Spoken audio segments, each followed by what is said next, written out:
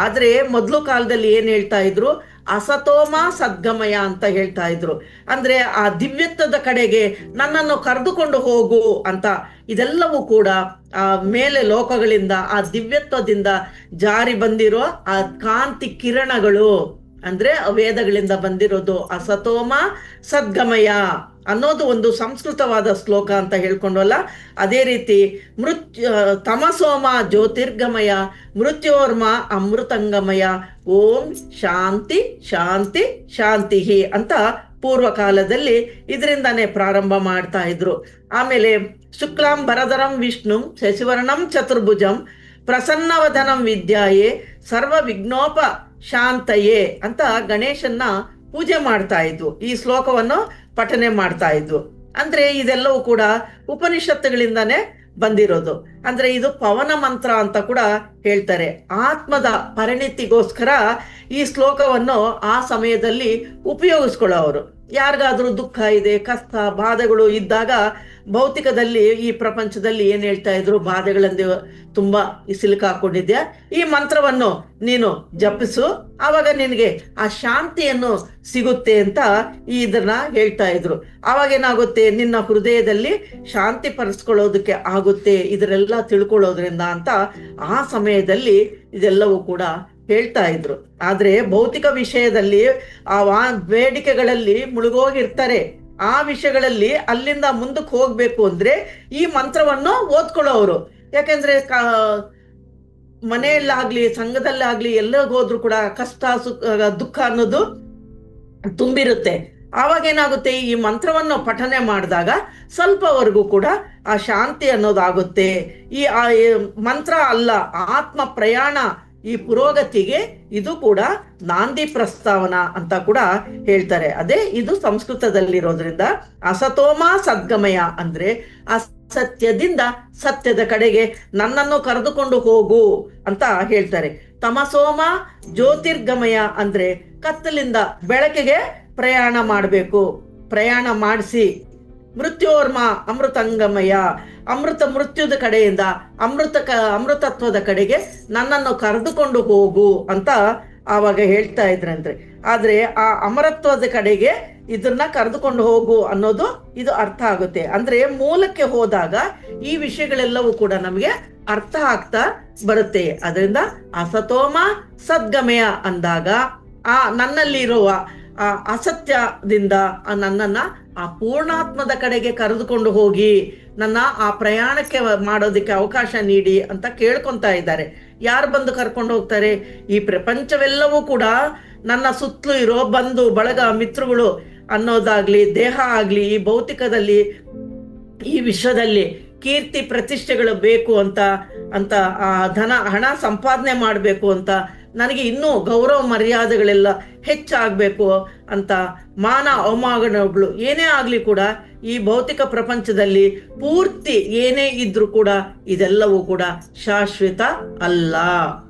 ನಾವೇನ್ ಮಾಡ್ತಾ ಇದೀವಿ, ಹೊರಗಡೆನೆ ಹುಡುಕ್ತಾ ಇದ್ವಿ. ಅದೇ ಶಾಶ್ವತ ಅನ್ನೋದು ಗೊತ್ತಿಲ್ಲ, ಅಶಾಶ್ವತ ಅನ್ನೋದು ಗೊತ್ತಿಲ್ಲ. ಇದು ಅಶಾಶ್ವತ ಅನ್ನೋದು ಯಾವಾಗ ಇದರಲ್ಲಿ ಧ್ಯಾನದಲ್ಲಿ ಬರ್ತೀವೋ ಈ ವಿಷಯಗಳೆಲ್ಲವೂ ಕೂಡ ನಮ್ಗೆ ಅರ್ಥ ಆಗುತ್ತೆ.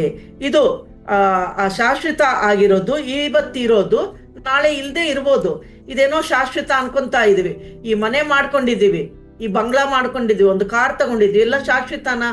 ಯಾವತ್ತೋ ಒಂದ್ ದಿವಸ ನಾವು ಕೂಡ ಇದನ್ನ ಬಿಟ್ಟು ಹೋಗ್ತೀವಿ. ಅಂದ್ರೆ ಮೃತ್ಯೋರ್ಮ ಅಮೃತಂಗಮಯ ಅಲ್ಲಿ ಆ ಕಡೆಗೆ ನಾವು ಪ್ರಯಾಣ ಮಾಡಬೇಕು. ಅದಕ್ಕೆ ಇವೆಲ್ಲವೂ ಕೂಡ ತುಂಬಾ ದುಃಖದಲ್ಲಿ ಇರೋವಾಗ ಅನಂತವಾದ ಇರೋದು ನಮ್ಮಲ್ಲಿ ನಾವು ಇರಬೇಕು. ದುಃಖ ಏನಕ್ಕೆ ಬರ್ತಾ ಇದೆ ಅಂದ್ರೆ ನಾವು ಅನ್ಕೊಂಡಿರೋ ರೀತಿಯಲ್ಲಿ ನಮ್ಗೆ ನಡೆದಿಲ್ಲ. ಆವಾಗ ಏನಾಗುತ್ತೆ, ದುಃಖ ಆಗುತ್ತೆ. ಏನೋ ಕೊಂಡ್ಕೋಬೇಕು ಅಂತೀವ, ಎಲ್ಲಿಗೋ ಹೋಗ್ಬೇಕು ಅನ್ಕೊಂತೀವಿ. ಆ ಸಮಯದಲ್ಲಿ ಏನಾಗುತ್ತೆ, ಅದು ಆಗಿಲ್ಲ ಹೋಗಕ್ಕೆ ಅಂದಾಗ ದುಃಖ ಪಡ್ತೀವಿ. ಮತ್ತೆ ಅಲ್ಲಿಗೆ ಹೋದ್ರೆ ಏನೋ ಸಂತೋಷ ಆಗುತ್ತೆ ಅಂತ ನಾವು ಅನ್ಕೊಂತೀವಿ. ಅದೇ ರೀತಿ ಈ ದುಃಖ ಎಲ್ಲವೂ ಕೂಡ ಎಲ್ಲಿಂದ ಬರುತ್ತೆ ಅಂದ್ರೆ ನಮ್ಮ ಒಳಗಡೆನೆ ನಾವೇ ಮಾಡ್ಕೊಂತಾ ಇದೀವಿ. ಅದಕ್ಕೆ ನನ್ನ ಅನ್ನೋರು ಯಾರಾದ್ರೂ ದೂರ ಆದಾಗ್ಲ, ಸಂಪತ್ತುಗಳು ಏನು ಇಲ್ಲದೆ ಇರೋವಾಗ, ನಾವು ಕೋರ್ಕೊಂಡಿರೋದು ಸಿಕ್ಕಿಲ್ಲ ಅಂದಾಗ ದುಃಖದಲ್ಲಿ ಮುಳುಗೋಗ್ತಾ ಇರ್ತೀವಿ. ಅದಕ್ಕೆ ಈ ದುಃಖದಿಂದ ನಾವು ಹೊರಗೆ ಬರಬೇಕು ಅಂದ್ರೆ ನಾವು ಮಾಡ್ಬೇಕಾಗಿರೋದು ಧ್ಯಾನ ಒಂದೇ ಮಾರ್ಗ. ಅದಕ್ಕೆ ನಮ್ಗೆ ಬೇಕಾಗಿರೋದು ಸಿಕ್ಕಿದಾಗ ಅಪ್ಪ ಎಷ್ಟು ಆನಂದ ಆಗುತ್ತೆ. ಇದು ಕೂಡ ಅಶಾಶ್ವತ. ಅದೇ ರೀತಿ ಸಂತೋಷನೂ ಅದೇ ರೀತಿ. ಬಾಧೆಗಳು ದುಃಖ ಅನ್ನೋದು ಬರ್ತಾ ಇರುತ್ತೆ, ಅವೆಲ್ಲವೂ ಕೂಡ ಸಂತೋಷ ಅನ್ಕೊಂಡು ಎಗರಾಡ್ತೀವಿ, ಬಾಧೆಗಳು ಬಂದಾಗ ಅಳ್ತಾ ಇರ್ತೀವಿ. ಅದೆಲ್ಲವೂ ಕೂಡ ಶಾಶ್ವತವಾಗಿರೋದಲ್ಲ. ಯಾವಾಗ ಶಾಶ್ವತವಾಗಿರೋದು ಏನು ಅಂದ್ರೆ ನಮ್ಮ ಆತ್ಮ ಪ್ರಯಾಣವನ್ನು ನಾವೇನು ಮಾಡ್ತೀವೋ ಅದೇ ಪರಮ ಸತ್ಯ. ಅದು ಯಾವತ್ತಿಗೂ ಕೂಡ ನಾಶ ಆಗೋದಿಲ್ಲ. ಅದರ ಕಡೆನೆ ನಾವು ಮನಸ್ಸನ್ನ ತಿರುಗಿಸ್ಬೇಕು, ಆ ಕಡೆಗೆ ನಮ್ಮಲ್ಲಿ ಬದಲಾವಣೆ ಮಾಡ್ಕೋಬೇಕು. ನಾವೇನ್ ಅನ್ಕೊಂತೀವಿ, ಸ್ಕೂಲಲ್ಲಿ ಓದಿದ್ದೀವಿ, ಆಸ್ತಿ ಅಂತಸ್ತು ಎಲ್ಲ ಮಾಡ್ಕೊಂಡಿದ್ದೀವಿ, ಇದೆಲ್ಲವೂ ಕೂಡ ಇಲ್ಲೇ ಬಿಟ್ಟು ಹೋಗ್ತೀವಿ. ಆದ್ರೆ ಈ ಆತ್ಮ ಪ್ರಯಾಣದಲ್ಲಿ ನಾವೇನೇನು ಜ್ಞಾನವನ್ನು ಪಡ್ಕೊಂಡಿದ್ದೀವೋ ಈ ಜ್ಞಾನವೆಲ್ಲವೂ ಕೂಡ ಮರು ಜನ್ಮಕ್ಕೆ ನಾಂದಿ ಹಾಡ್ದಂಗ ಆಗುತ್ತೆ. ಅದಕ್ಕೋಸ್ಕರನೇ ಈ ಜ್ಞಾನವೇ ಯಾವ ರೀತಿ ಇರುತ್ತೋ ನೆಕ್ಸ್ಟ್ ನಾವ್ ಏನ್ ಜನ್ಮ ಪಡ್ಕೊಂತೀವೋ ಆ ಜ್ಞಾನ ಎಷ್ಟಿದೆಯೋ ಅದರ ಪ್ರಕಾರವಾಗಿ ನಾವು ಜನ್ಮ ಪಡ್ಕೊಂತೀವಿ. ನಾವಿಲ್ಲಿ ಏನ್ ಮಾಡ್ತೀವಿ, ಗೊತ್ತಿಲ್ಲದೇನೆ ನಮ್ಗೆ ಅಜ್ಞಾನದಿಂದ ಹೋಗಿದ್ದೀವ, ಅಜ್ಞಾನದ ರೀತಿಯಲ್ಲೇ ಅಲ್ಲಿ ಮತ್ತೆ ಜನ್ಮ ಪಡ್ಕೊಂತೀವಿ. ಇಲ್ಲಿ ಬಂದ ಮೇಲೆ ಅರೆ ನನ್ಗೆ ಹಿಂಗಾಯ್ತು ಹಂಗಾಯ್ತು ಅಂತ ಮತ್ತೆ ದೇವ್ರ ಮೊರೆ ಹೋಗ್ತೀವಿ. ಆ ಗುಡಿಗೆ ಹೋಗ್ತೀವಿ, ಈ ಗುಡಿಗೆ ಹೋಗ್ತೀವಿ, ಇಲ್ಲಿ ಸುತ್ತೀವಿ, ಅಲ್ಲಿ ಸುತ್ತೀವಿ, ಯಾರೋ ಮಂತ್ರ ಹೇಳಿದ್ರು ಹೇಳ್ತೀವಿ, ಜ್ಯೋತಿಷ ಹೇಳಿದ್ರು ಕೇಳ್ತೀವಿ, ಆ ಕೆಲಸ ಮಾಡಿ ಈ ದಾನ ಮಾಡಿ ಅಂತೀವಿ, ಮಾಡ್ತೀವಿ. ಅದರಲ್ಲಿ ಕೂಡ ನಮ್ಗೆ ತೃಪ್ತಿ ಆಗಿರೋದಿಲ್ಲ. ಕೊನೆಗೂ ಬರೋದು ಧ್ಯಾನಕ್ಕೆ ಬರಬೇಕು. ಅದಕ್ಕೋಸ್ಕರ ನನ್ನ ಶರೀರ ಮನಸ್ಸು ಸಿದ್ಧವಾಗಿದೆ, ಯಾವುದು ಸತ್ಯ ಅನ್ನೋದು ಈ ಮೂರು ಲೋಕಗಳಲ್ಲಿ ಕೂಡ ಒಂದೇ ರೀತಿಯಲ್ಲಿ ಇದ್ದಾಗ ಆ ದಾರಿ ಕಡೆ ನಮ್ಮನ್ನು ಪ್ರಯಾಣ ಮಾಡಿಸಿ ಅಂತ ಇನ್ನು ಕೇಳ್ಕೊಂತಾ ಇದೀವಿ ಇದರಲ್ಲಿ. ಅಂದ್ರೆ ಯಾವುದು ಮೂರು ಕಾಲಗಳು ಅಂದ್ರೆ ಆನಂದ, ಚೈತನ್ಯ, ಅರಿವು. ಇವೆಲ್ಲವೂ ಕೂಡ ಮೂರು ಕಾಲಗಳು ಅಂತ ಕೂಡ ಹೇಳ್ತಾರೆ. ಅಂದ್ರೆ ಹಿಂದಿನದು, ವರ್ತಮಾನ, ಭವಿಷ್ಯತ್ತು, ಈ ಮೂರು ಲೋಕಗಳಲ್ಲಿ ಕೂಡ ಅಂತ ಕೂಡ ಹೇಳ್ತಾರೆ. ಅದು ಶಾಶ್ವತವಾಗಿರೋದು. ಮಿಕ್ಕಿದೆಲ್ಲವೂ ಕೂಡ ಒಂದು ಕಾಲದಲ್ಲಿ ಇರುತ್ತೆ, ಇನ್ನೊಂದು ಕಾಲದಲ್ಲಿ ಇರೋದಿಲ್ಲ. ಅದರಿಂದ ನಾವು ಶಾಶ್ವತವಾಗಿ ಆನಂದವಾಗಿರ್ಬೇಕು ಅಂದ್ರೆ ಧ್ಯಾನದಲ್ಲೇ ಇರಬೇಕು. ಆ ಚೈತನ್ಯ ಅನ್ನೋದು ಅರಿವಿನಿಂದ ಇದ್ದಾಗ ಆ ಪ್ರಯಾಣವನ್ನು ಮಾಡಬೇಕು. ಆನಂದ ಅಂದ್ರೆ ಬ್ಲಿಸ್, ಬ್ರಹ್ಮಾನಂದ ಸ್ಥಿತಿ. ಇನ್ನೊಂದು ರೂಪ ಅನ್ನೋದು ಯಾವುದೂ ಇಲ್ಲ. ಆ ಸ್ಥಿತಿಯನ್ನು ಕೂಡ ನಾವು ಹೇಳ್ಕೊಡಕ್ಕೂ ಆಗೋದಿಲ್ಲ, ವರ್ಣನೆ ಮಾಡೋದಕ್ಕೂ ಆಗೋಲ್ಲ. ಅಷ್ಟು ಅತೀತವಾಗಿರೋದು ಆ ಬ್ಲಿಸ್ ಅನ್ನೋದು ಇನ್ನೊಂದು ಇಲ್ಲ. ಆ ಕಡೆಗೆ ನನ್ನನ್ನ ಕರೆದುಕೊಂಡು ಹೋಗು ಅಂತ ಮತ್ತೆ ಮೊರೆ ಹೋಗ್ತಾ ಇದ್ದೀವಿ. ಅಂದ್ರೆ ನನಗೆ ಮೋಕ್ಷ ಕೊಡಪ್ಪ, ಮೋಕ್ಷ ಕೊಡಪ್ಪ ಅಂತ ದೇವ್ರ ಹತ್ರ ಬೇಡ್ಕೊಂತೀವಲ್ಲ, ಹೋಗಿ ಈ ಚರಾಚರ ಜಗತ್ತಿನಲ್ಲೂ ಏನೋ ನಡೆಸ್ತಾ ಇದೆ ಅಂದ್ರೆ ಆ ಕಡೆಗೆ ನಾವು ಪ್ರಯಾಣ ಮಾಡಬೇಕು. ಆ ಪ್ರಯಾಣ ಮಾಡ್ತಾ ಇದ್ದವಾಗ ಅರಿವಿನಿಂದ ಇರಬೇಕು. ಅವಾಗ ಅಸತೋಮ ಸದ್ಗಮಯ ಅಂತ ಇದನ್ನ ಹೇಳ್ತಾರೆ. ಇದು ಒಂದು ಅದ್ಭುತವಾದ ಬೃಹದೋಪನಿಷತ್ತುಗಳಿಂದ ಆ ಮಂತ್ರವನ್ನು ಹೇಳ್ತಾ ಇದ್ದಾರೆ. ಈ ಮಂತ್ರವನ್ನು ಓದೋದು ಅಲ್ಲ, ತಂತ್ರವನ್ನು ಉಪಯೋಗಿಸೋದು ಅಲ್ಲ, ಯಂತ್ರವನ್ನು ಕೂಡ ಉಪಯೋಗಿಸೋದು ಅಲ್ಲ. ಕೇವಲ ನಾವು ಶ್ವಾಸದ ಮೇಲೆ ಧ್ಯಾಸವನ್ನು ಇಟ್ಟು ಮುಂದಕ್ಕೆ ಹೋಗ್ತಾ ಇರ್ಬೇಕೆ ಹೊರತು ಇದೆಲ್ಲವೂ ಕೂಡ ಮಂತ್ರ ತಂತ್ರಗಳೆಲ್ಲವೂ ಕೂಡ ಜಪ ತಪಗಳು ಯಾವುದಿಲ್ಲ. ಅದಕ್ಕೆ ನಾವು ಏನ್ ಹೇಳ್ತೀವಿ, ಯಾವ ನಾಮ ಮಂತ್ರ ಜಪವಿಲ್ಲ ಅಂತೀವಿ ಧ್ಯಾನಕ್ಕೆ ಕುಂತಾಗ. ಯಾವ ಪ್ರತಿಮೆಯ ರೂಪ ಕಲ್ಪನೆಯೋ ಅವಶ್ಯಕತೆ ಇಲ್ಲ ಅಂತೀವಿ. ಅದು ಸೈಲೆಂಟ್ ಮೆಡಿಟೇಷನ್ ಅಂತ. ಅಂದ್ರೆ ಸುಖ ಸ್ಥಿರ ಆಸನದಲ್ಲಿ ಕುಂತ್ಕೊಂತೀವಿ, ಸುಖಮಯ ಪ್ರಾಣಾಯಾಮವನ್ನು ನಾವು ಇಲ್ಲಿ ಮಾಡ್ತಾ ಇರ್ತೀವಿ. ನಮ್ಗೆ ಏನು ಬೇಕೋ ಆ ಸ್ಥಿತಿ ಕಡೆಗೆ ಹೋಗ್ತೀವಿ. ಯಾವತ್ತೋ ಒಂದು ದಿವಸ ಆ ಸ್ಥಿತಿಯನ್ನು ನಾವು ತಲುಪ್ತೀವಿ. ಇವತ್ತಾಗಿಲ್ಲ ಅಂದ್ರೆ ಇನ್ನೊಂದ್ ದಿವಸ ಆಗಿಲ್ಲ ಅಂತ ಮತ್ತೊಂದ್ ದಿವಸ. ಅದಕ್ಕೋಸ್ಕರನೇ 41 ದಿವಸ ಮಂಡಲ ಧ್ಯಾನವನ್ನು ಮಾಡಿ, ಯಾರ ವಯಸ್ಸು ಎಷ್ಟಿದೆಯೋ ಅಷ್ಟು ಸಮಯ ಧ್ಯಾನ ಮಾಡಿ ಅಂತ ಪತ್ರಿಜಿ ಅವರು ಅದ್ಭುತವಾಗಿ ನಮಗೆ ತಿಳಿಸ್ಕೊಟ್ಟಿದ್ದಾರೆ. ಇದು ನಾವು ಯೂನಿವರ್ಸ್ ಅನ್ನು ಕೂಡ ಕೇಳಿದಾಗ ಅದು ಕೊಡುತ್ತೆ. ಅಂದ್ರೆ ಲಾ ಆಫ್ ಅಟ್ರಾಕ್ಷನ್ ಅಂತ ಕೂಡ ಹೇಳ್ತಾರೆ. ಅಂದ್ರೆ ನಾವು ಯಾತಕ್ಕೋಸ್ಕರ ಒದ್ದಾಡ್ತಾ ಇದೀವಿ ಅದೇ ಆಗುತ್ತೆ. ನಾವು ಏನೇನೋ ಕೇಳ್ಕೊಂತೀವಿ ಅದೇ ಆಗುತ್ತೆ. ಕಷ್ಟದಲ್ಲಿ ಕೇಳ್ಕೊಂತೀವಿ, ಕಷ್ಟನೇ ಬರುತ್ತೆ.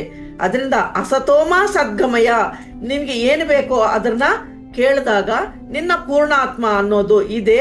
ಅಲ್ಲಿಂದ ನಿಮ್ಗೆ ಪ್ರಯಾಣ ಮಾಡಿದಾಗ ನಿನಗೆ ಬೇಕಿದ್ದೆಲ್ಲವೂ ಕೂಡ ಸಿಗುತ್ತೆ. ಈಗ ನಮ್ಮ ಪೂರ್ಣಾತ್ಮ ಅಂದ್ರೆ ಇದು ನಾವು ಆತ್ಮ ಶರೀರದಲ್ಲಿ ಇದ್ದೀವಿ. ನಮ್ಮ ಪೂರ್ಣಾತ್ಮ ಅಂದ್ರೆ ತಾಯಿ. ನಮ್ಮ ತಾಯಿನ ಕೇಳಿದ್ರೆ ಕೊಡ್ತಾರಲ್ವಾ ಏನ್ ಬೇಕಿದ್ರು. ಹೊಟ್ಟೆ ಹಶು ಆಗ್ತಾ ಇದೆ ಅಂದ್ರೆ ಅಮ್ಮನ ಕೇಳ್ತೀವಿ, ಅಮ್ಮ ಹೊಟ್ಟೆ ಹಶು ಆಗ್ತಾ ಇದೆ, ಊಟ ಬೇಕು ಅಂತ. ಅದೇ ರೀತಿ ನಮಗೆ ಏನು ಬೇಕು ಅನ್ನೋದು ನಾವು ನಮ್ಮ ಅಂತರದಿಂದ ನಾವು ಕೇಳಿದಾಗ ಆ ಪೂರ್ಣಾತ್ಮ ಅನ್ನೋದು ಆ ಕನೆಕ್ಟ್ ಆಗಿ ನಮಗ್ ಬೇಕಿದ್ದೆಲ್ಲ ಕೊಡ್ತದೆ. ಅದಕ್ಕೆ ಪೂರ್ಣಾತ್ಮ ಸ್ಥಿತಿನ, ಪೂರ್ಣಾತ್ಮವನ್ನು ಆಹ್ವಾನ ಮಾಡೋಣ, ವಿಶ್ವಾತ್ಮನನ್ನು ಆಹ್ವಾನ ಮಾಡೋಣ, ಕನೆಕ್ಟಿವಿಟಿ ಅನ್ನೋದು ಇರುತ್ತೆ ಅಂತ ಕೂಡ ನಾವು ಹೇಳ್ತಾ ಇರ್ತೀವಿ. ಇವೆಲ್ಲವೂ ಕೂಡ ನಾವು ತಿಳ್ಕೊಂತಾ ಇದ್ದಾಗ ನಾವು ಪೂರ್ಣಾತ್ಮದ ಕಡೆಗೆ ಪ್ರಯಾಣವನ್ನು ಮಾಡ್ತೀವಿ. ಆ ಅಶಾಶ್ವತವಾದ ಈ ಪ್ರಪಂಚದಲ್ಲಿ ಇದು ಬೇಕಾಗಿರೋದನ್ನ ಸತ್ಯದ ಕಡೆಗೆ ನಾವು ಪ್ರಯಾಣ ಮಾಡಬೇಕು, ಅಸತ್ಯದ ಕಡೆಗೆ ಅಲ್ಲ. ಅಂದ್ರೆ ನನ್ನನ್ನು ನಾವು ಮಿಳಿತವಾಗಬೇಕು. ಆವಾಗ ನನ್ನಲ್ಲಿ ಕೂಡ ಆ ಬದಲಾವಣೆ ಅನ್ನೋದು ಕೂಡ ಆಗ್ತಾ ಬರುತ್ತೆ ಅಂತ ಹೇಳ್ತಾ ಇದ್ದಾರೆ. ನಾವು ಪ್ರತಿದಿನವೂ ಕೂಡ ಕೇಳಿದಾಗ ಆ ಲಾ ಆಫ್ ಅಟ್ರಾಕ್ಷನ್ ಅಲ್ಲಿ ಅದೇ ನಡೀತಾ ಇರುತ್ತೆ. ಯೂನಿವರ್ಸಲ್ ಆಫ್ ಲಾ ಅಂದ್ರೆ 12 ನಿಯಮಗಳು ಇರುತ್ತೆ. ಅದರಲ್ಲಿ ಲಾ ಆಫ್ ಅಟ್ರಾಕ್ಷನ್ ಅನ್ನೋದು ಅದು ಕೂಡ ಒಂದು. ಇದನ್ನ ನಾವು ಮಾಡ್ತಾ ಇರೋವಾಗ ನಾವು ಕೂಡ ಆ ಯೂನಿವರ್ಸ್ಗೆ ಹೇಳಿದಾಗ ನಾವು ಆ ದುಃಖವನ್ನೇ ನಮಗ್ ಬೇಕಿರೋದು ಕೊಡ್ತದೆ. ಇಲ್ಲ ಅಂದ್ರೆ ದುಃಖವನ್ನೇ ಆಕರ್ಷಣೆ ಮಾಡಿದಾಗ ದುಃಖನೇ ಬರುತ್ತೆ, ಭಯವನ್ನು ಆಕರ್ಷಣೆ ಮಾಡಿದಾಗ ಭಯ ಬರುತ್ತೆ, ಕೋಪವನ್ನು ಆಕರ್ಷಣೆ ಮಾಡಿದಾಗ ಕೋಪನೇ ಬರುತ್ತೆ. ಅಂದ್ರೆ ನಾವು ಯಾವ್ದನ್ನ ಸ್ವೀಕಾರ ಮಾಡ್ಕೊಂತ ಯೋಚನೆ ಮಾಡ್ತೀವೋ ಅದನ್ನೇ ನಾವು ಸ್ವೀಕಾರ ಮಾಡ್ತಾ ಇರ್ತೀವಿ, ಅಟ್ರಾಕ್ಟ್ ಆಗ್ತಾ ಇರ್ತೀವಿ. ಅದಕ್ಕೋಸ್ಕರ ನಾವು ಉನ್ನತ ಲೋಕಗಳ ಕಡೆಗೆ ನಮ್ಮ ಆತ್ಮವನ್ನು ಪ್ರಯಾಣ ಮಾಡಿದಾಗ ಶಾಶ್ವತವಾದ ವಿಸ್ತಾರವಾಗಿ ಆ ದಿವ್ಯತ್ವವನ್ನ ಕಡೆಗೆ ನಾವು ಪ್ರಯಾಣ ಮಾಡೋದಕ್ಕಾಗುತ್ತೆ. ಅದಕ್ಕೆ ತಮಸೋಮ ಜ್ಯೋತಿರ್ಗಮಯ ಅಂದ್ರೆ ನಮ್ಮಲ್ಲಿರೋ ಅಜ್ಞಾನದಿಂದ ನಮ್ಮಲ್ಲಿರೋ ಜ್ಞಾನದ ಕಡೆಗೆ ಪ್ರಯಾಣ ಮಾಡಬೇಕು. ನಮ್ಮ ಸುತ್ತಲೂ ಇರೋವೆಲ್ಲವೂ ಕೂಡ ಅಜ್ಞಾನ ಇದೆ, ಕತ್ತಲಿದೆ. ಕತ್ತಲಿಂದ ನಾವು ಬೆಳಕಿಗೆ, ಆ ಜ್ಞಾನ ಬೆಳಕಿಗೆ ಪ್ರಯಾಣ ಮಾಡಬೇಕು. ಯಾವ ಈ ಜ್ಞಾನವನ್ನು ಅನ್ನೋದು ಆ ಸ್ಪಿರಿಚುವಲ್ ನಾಲೆಡ್ಜ್ ಅಂತ ಹೇಳ್ತೀವಿ. ಎಲ್ಲಿ ಆತ್ಮ ಜ್ಞಾನ ಇರೋದಿಲ್ವೋ ಅಲ್ಲಿ ಅಜ್ಞಾನ ಅನ್ನೋದಿರುತ್ತೆ, ಕತ್ತಲು ಅನ್ನೋದಿರುತ್ತೆ. ಅದಕ್ಕೋಸ್ಕರ ಕೆಲವು ಯುಗಗಳ ಪರ್ಯಂತರ ಕೂಡ ಕತ್ತಲಲ್ಲೇ ಜೀವನ ಮಾಡಿ ಮಾಡಿ ಮಾಡಿ ಕೊನೆಗೆ ಆ ಬೆಳಕಿನ ಕಡೆಗೆ ಬರ್ತೀವಿ. ಅಂದ್ರೆ ಆ ಜ್ಯೋತಿಯ ಕಡೆಗೆ ಪ್ರಯಾಣ ಮಾಡ್ತೀವಿ. ನನ್ನಲ್ಲಿರೋ ಜ್ಯೋತಿನ ನಾವು ಅರ್ಥ ಮಾಡ್ಕೊಂತೀವಿ. ಈ ಅಜ್ಞಾನದ ಹೊರಗಳಲ್ಲಿ ತುಂಬಿಕೊಂಡಿದೆ, ಮುಸುಕಾಕೊಂಡ್ಬಿಟ್ಟಿದ್ದೀವಿ ಆ ಅಜ್ಞಾನದಲ್ಲಿ. ಅದಕ್ಕೆ ನಾನು ತ್ರಿಕಾಲ ಜ್ಞಾನಿಯಾಗಿ ಆಗಬೇಕು ಅಂತ ಅನ್ಕೊಂಡಾಗ ಈ 3 ಲೋಕಗಳಲ್ಲಿರುವ ಯಾವ ಜ್ಞಾನವಾದ್ರೂ ಇದೆಯೋ ಆ ಜ್ಞಾನ ಅನ್ನೋದು ನಾನು ಹೊಂದುತ್ತೀನಿ. ನನ್ನ ಸುತ್ತಲೂ ಇರೋದು ಕೂಡ ನಿರಂತರ ಅದು ಬದಲಾವಣೆ ಆಗ್ತಾ ಇರುತ್ತೆ. ಈ ಬದಲಾವಣೆಯಲ್ಲಿ ಆ ದಿವ್ಯತ್ವದ ಕಡೆಗೆ ನಾವು ಪ್ರಯಾಣವನ್ನು ಮಾಡ್ತಾ ಇರ್ತೀವಿ.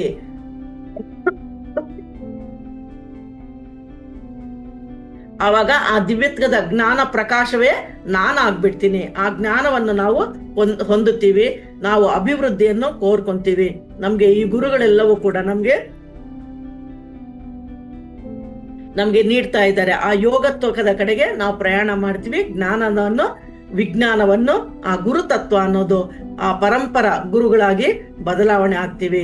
ಯಾವಾಗ ನಾವು ಈ ಬದಲಾವಣೆ ಆದಾಗ ಈ ಅನಂತ ಸತ್ಯವನ್ನು ಕೂಡ ನಾವು ತಿಳ್ಕೊಂತೀವಿ. ಈ ವಿಶ್ವವೆಲ್ಲವೂ ಕೂಡ, ಈ ಜಗತ್ತೆಲ್ಲ ತುಂಬೋಗಿದೆ. ಆ ಅಪರ ಸತ್ಯವನ್ನು ನಾವು